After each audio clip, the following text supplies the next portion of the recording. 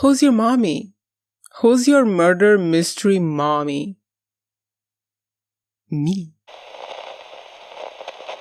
Bam, bam, bam. I was paying attention all the way back in episode 1, and now we know who this is. But first, let's run down the episode running up to this scene. The ham radio must have something to do with Charles, no? Because then how did hallucination Saz, inside Charles's mind, know that they were talking shit about him on the ham radio? Because that's hallucination Saz. Right? I mean, to be fair, by the time he had that hallucination, he already knew about the ham radio, but still, is this just supposed to be a representation of his fear that they are coming after him? To have hallucination Saz, in his head, say there's a lot of chatter in the ham radio with hate about you, saying they would have preferred to see you killed? I'm going to assume that this is in Charles's head, and it's just a manifestation of his fear. For now. We find out the feds are after Jen, which is insane because she didn't do it, obviously. We discovered that the Dudanov place is owned by one M. Dudanov, a college professor who is a guy, and this is relevant for later, because I think he might be related to the woman in the picture. And I mean, Christmas all the time guy definitely didn't do it, but what if he was dating the woman in the picture, and they had a falling off for some reason, so he's not the killer but still involved? I guess. And we also find out that the shooter is very good, that they chose a Winchester from 1964. By the way, thank you for the reference to my favorite Winchester brother duo Hunters, and I'm so sorry for the ambulance noises. People are dying, I guess. What this Winchester business means is that the killer is most likely a hunter and has a lot of experience around guns. About the woman in the photo, what if she is the daughter of the professor from the Dudanov place? What if she is his daughter and she would come to visit him sometimes so she would know the people around the building? Maybe the locker could have been installed later for whatever reason we haven't discovered yet. She would have met the neighbors if this was the case, and she would have played the whole hello game, so maybe that's where the code came from. Now, maybe the college professor is not in Portugal. Maybe the college professor is simply dead and decaying in the composter. And maybe they just started using the apartment to, raise bacon. This is such a stupid theory. I have better ones, I promise. But since we have this photo, we know they were doing something together. The most innocent of the things they could have been doing is playing the whole hello game, but we don't know what the game is, and we don't know where it came from, so couldn't it have come from this doomsday cult thingy in the ham radio? Maybe they all went to the Dudanov place to conduct secret doomsday meetings via the radio. We could assume that all the Westies are involved in this radio business, but then again, we've only seen the ham radio in the Dudanov place and in the Christmas All the Guy place. The Pink Eye Guy and the Sauce family don't have ham radios. So maybe they all did something in the ham radio together in the Dudanov place, but then there was some kind of falling out, and the Pink Eye Guy and the Sauce family continued to use the apartment to use the ham radio.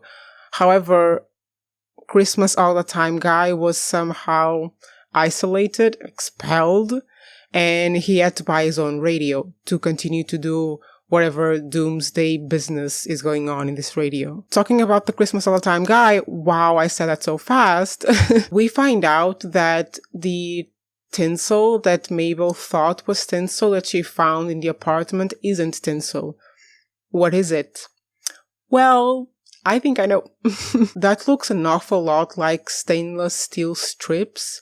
You know, those thin little silver thingies that are used in literally everything. I think they use them in cars and cooking stuff. They use them for construction. So it could have been for anything. I think that's what it is, but I can't tell you what I think it's for because,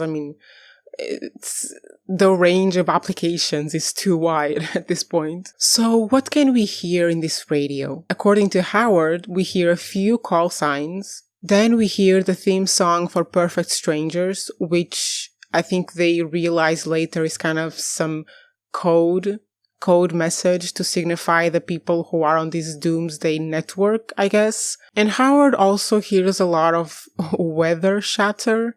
And there's this general opinion, idea, theory that the people on this channel or on this radio are doomsday preppers. Now for the woman on the photo. She's holding the pig that we see at the Dunoff apartment, and she's holding it in a way where it is definitely a pet. It's like, it's a creature that she loves completely. Another important detail in that photo is that the teenager that we see from the Sauce family is also there, and she's the same age as she is now.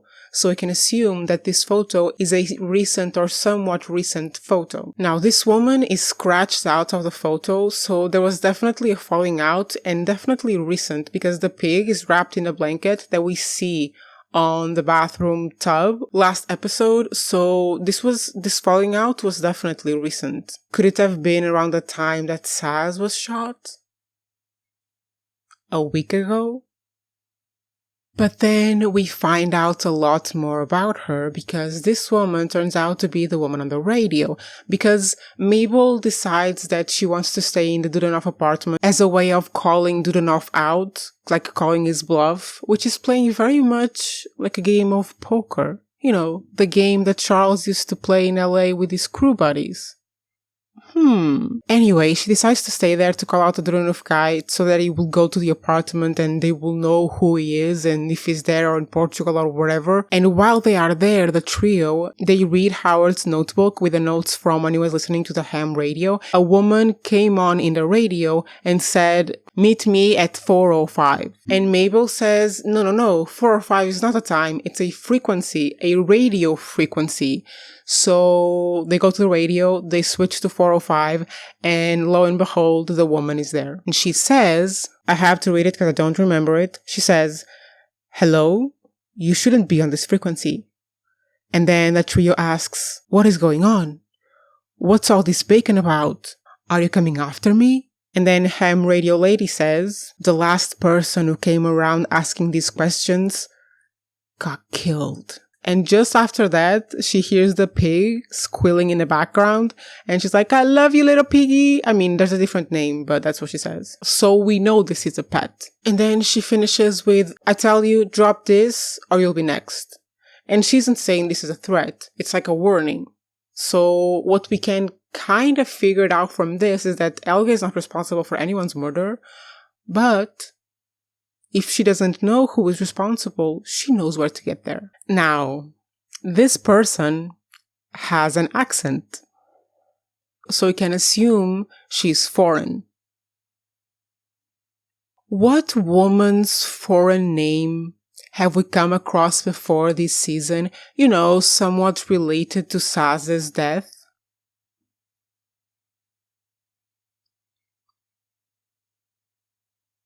HELGA. And I ask again, who's your murder mystery mommy? So this is what I think. This woman on the radio is HELGA, the woman that Saz talked to. When I explained my theories in my previous video, I thought that Saz and HELGA would have talked in person when she went to New York, but no, they probably talked through this radio, through this specific radio, in fact, in this apartment. And whoever this killer is was probably on the same frequency listening to this. Now, I don't think that all of the doomsday people will be related. I think this frequency might have been originally for something else and then certain people infiltrated it or something. I don't think that all of the people who are involved in this frequency or that have this channel are responsible or even set out to do anything against Charles or Saz or anything like that. I think there's one person who is the killer who kind of came into this network or doomsday prep cult or whatever, and this is where the connection to Saz and Charles started. With everything that we know now, and going back to Saz's notes, I think I was wrong about something. You see, last episode I said that Saz probably came to New York to talk to HELGA, and after that she went to Charles to tell him everything. I think that was wrong, because if she came to New York to talk to HELGA and then she was shot, her ticket to New York wouldn't be in her desk. What I think happened was HELGA came to New York to go to the apartment to get on the radio, but she didn't know who Helga was. She found out who Helga was when she was talking to her on the radio, and that's why her name is in her ticket, because her ticket, like all of the other papers in her desk, was the only paper she had around to write on. So this was probably a trip that she took before the last trip where she was shot.